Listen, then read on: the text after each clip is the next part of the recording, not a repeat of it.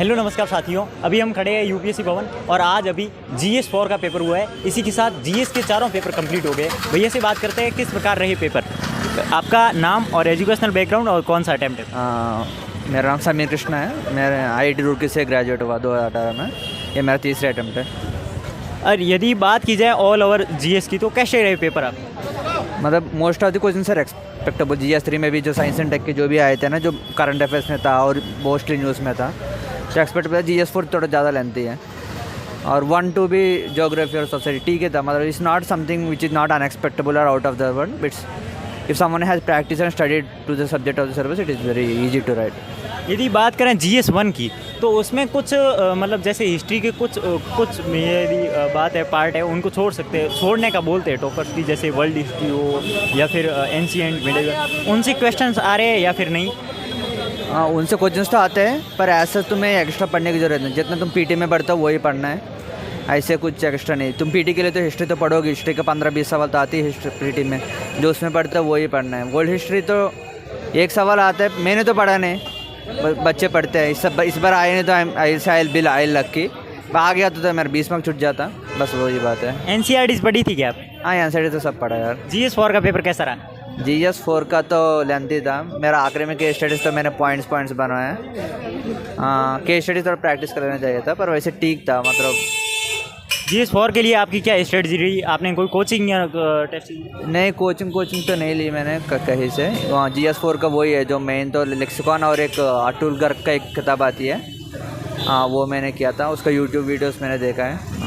और PYQ सारी किया मैंने, पिछले 10-15 साल की सारी PYQs देखा है। और मैंने टेस्ट जो भी मार्केट में जो टेस्ट मिलता है वो टेस्ट लिखे हैं। अभी जो एस्पायरेंट्स हैं जो अभी कॉलेज में पढ़ाई कर रहे हैं उनके लिए आपकी क्या सलाह है? अभी तो कॉलेज एंजॉय कर लो, फिर आगे इधर तो मरवाना ही है। तो अभी कॉलेज एंजॉय कर लो। कॉलेज में भी तुम्हें बहुत सारी पर्सनालिटी सीखते हो। एक प्रिपरेशन में पर्सनालिटी भी बहुत बड़ी बात होती है। तुम जो उधर पढ़ लोगे तो कुछ इतना कुछ वहाँ के इधर रिविजन नहीं करना है, ऐसे कुछ इतना तुम पढ़ भी नहीं लोगे। तो पढ़ लो। इफ़ यू हैड तुम 1-2 वर्क एक्सपीरियंस भी ले लो, थोड़ा बैकअप भी होना चाहिए, वो थोड़ा वर्क एक्स ले लो।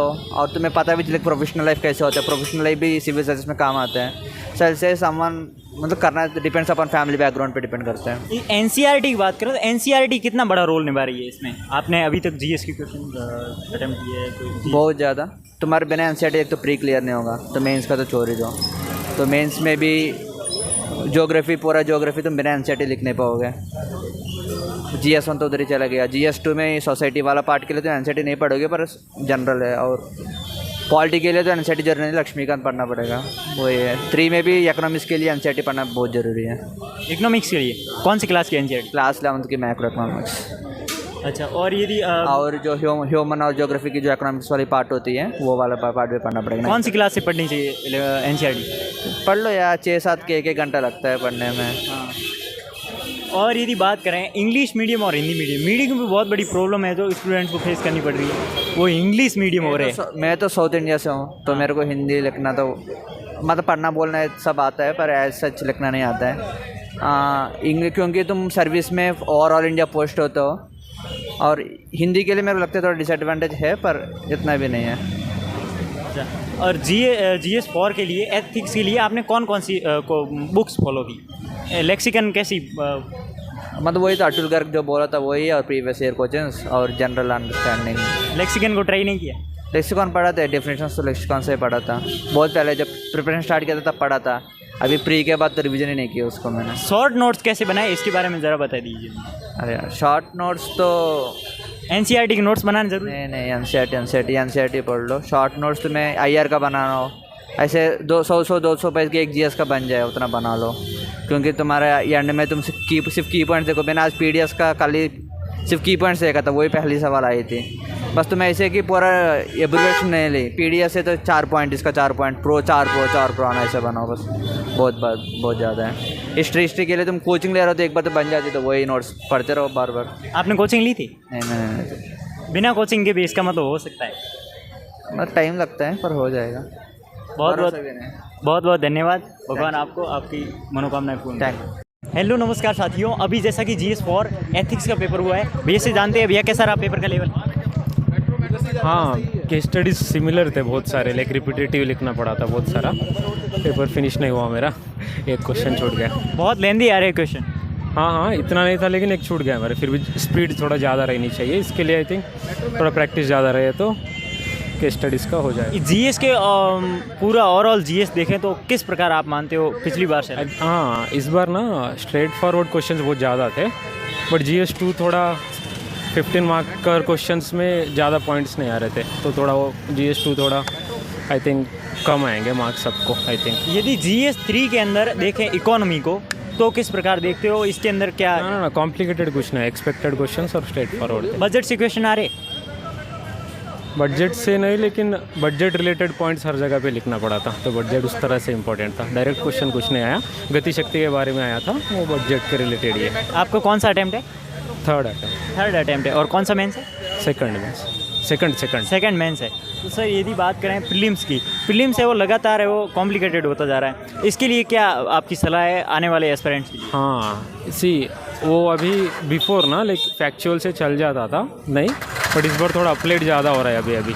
तो अगर साल भर मेंस ओरिएंटेड प्रिपरेशन होगा ना बच्चों का, तो then I think they can do better in prelims, because factual direct questions नहीं आ रहे, वो थोड़ा अंडरस्टैंडिंग एनालिसिस बढ़ रहे, एंड वो वे ऑफ आस्किंग क्वेश्चंस भी बदल रहा है। एलिमिनेशन नहीं चलेगा अभी, ज़्यादा ग्रिप चाहिए, मेमोराइजेशन ज़्यादा चाहिए। हाँ, और यदि करंट अफेयर्स की बात करें तो करंट अफेयर्स किस प्रकार अलग आ रहा है? करंट अफेयर्स को कैसे पढ़ा जाए, क्या सोर्सेज रहे? हाँ, अभी करंट अफेयर्स के लिए ना like year long like proper bureaucrat और इंटेलेक्ट्स की तरह लाइक फॉलो करना चाहिए सब कुछ। लाइक डायरेक्ट मैगजीन्स पढ़ लिए जाएंगे तो नहीं चल रहा है, तो लाइक अवेयर होना चाहिए। अब रशिया यूक्रेन कुछ हो रहा है, लाइक इन्वॉल्व होने चाहिए प्रोसेस में साल भर।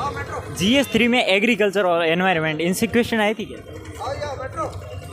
हाँ, आए थे, याद नहीं आ रहे हैं मुझे, अभी लिखा था ना, I don't know, but GS3 specially paper peacefully finish हो गया था। इतना कल GS2 के जैसा आज कुछ नहीं लगा, लाइक प्रेशर नहीं था, लाइक कि सब कुछ पॉइंट्स। अभी जो आ रहे हैं एस्पिरेंट्स, उनको क्या आपकी सलाह है? कुछ नहीं, लाइक एग्ज़ाम के पहले बस मेमोराइज कर लेंगे, पढ़ लेंगे नहीं होगा, ईयर लॉन्ग फॉलो करनी चाहिए जो भी चीज़ हो। एक छोटा सा शॉर्ट नोट्स कैसे बनाएं उसके लिए थोड़ा सा? शॉर्ट नोट्स डायरेक्ट नहीं बन जाएंगे स्टार्टिंग में, like if you start reading and keep revising no, after many revisions एक ग्रिप आएगा सब्जेक्ट पे, देन खुद पता चल जाएगा कि हमें लिखने के लिए, मेमोराइजेशन के लिए क्या नोट्स बनना चाहिए। That will come after 2-3 revisions, and previous year questions पे थोड़ा फोकस रहेगा ना, तो पता चल जाएगा कि which kind of questions they are asking, and then we will know कि what to write in our short notes, क्योंकि शॉर्ट नोट्स लास्ट में इंपॉर्टेंट हो जाता है रिविजन के लिए। पूरा GS you have to revise in few hours, then short notes becomes important for few things. बहुत बहुत धन्यवाद, भगवान आपकी मनोकामनाएं पूर्ण। Thank you.